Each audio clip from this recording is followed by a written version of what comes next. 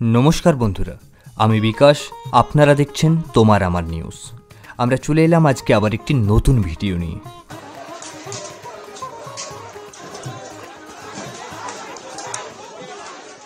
औरंगजेबेर समाधि घिरे बितर्क, निरापत्ता जोरदार। आजकेर अन्यतम खबर, महाराष्ट्रेर छत्रपति सम्भाजीनगर जिलाय मुघल सम्राट औरंगजेबेर समाधि घिरे उत्तेजना छड़िये पड़ेছে। समाधिटी अपसारণের दाबिते सरब হয়েছে विश्व हिंदू परिषद और बजरंग दल। चलुन জেনে নিই বিস্তারিত আজকের বিশেষ প্রতিবেদনে।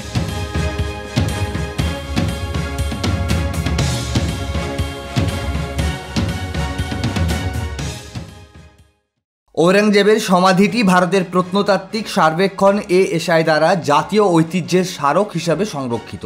তাই রাজ্য সরকার এককভাবে এটি সরানোর সিদ্ধান্ত নিতে পারবে না।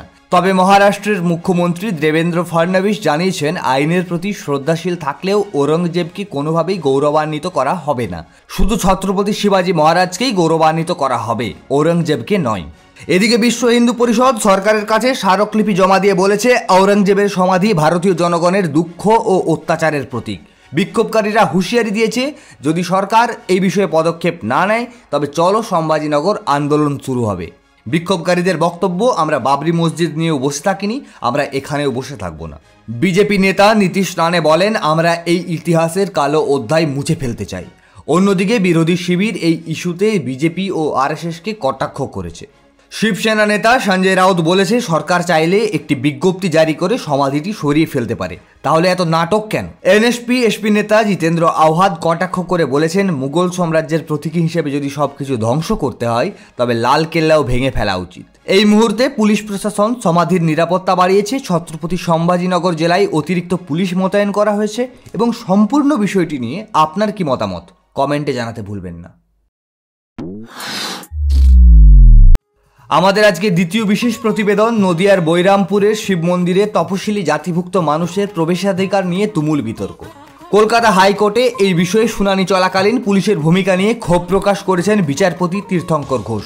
চলুন জেনে নিই বিস্তারিত আমাদের আজকের দ্বিতীয় বিশেষ প্রতিবেদন।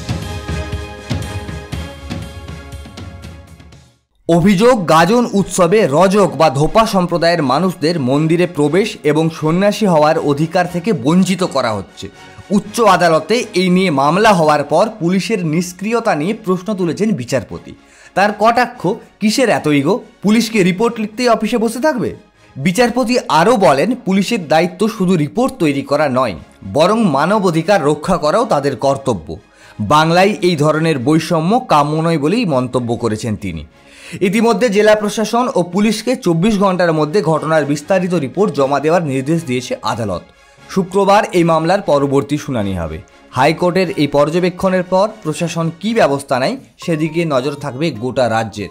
সম্পূর্ণ প্রতিবেদনটি নিয়ে আপনার কী মনে হয় কমেন্টে জানাতে ভুলবেন না। আমরা আগামীকাল আসছি আবার একটি নতুন ভিডিও নিয়ে। ততক্ষণ পর্যন্ত ভালো থাকুন, সুস্থ থাকুন।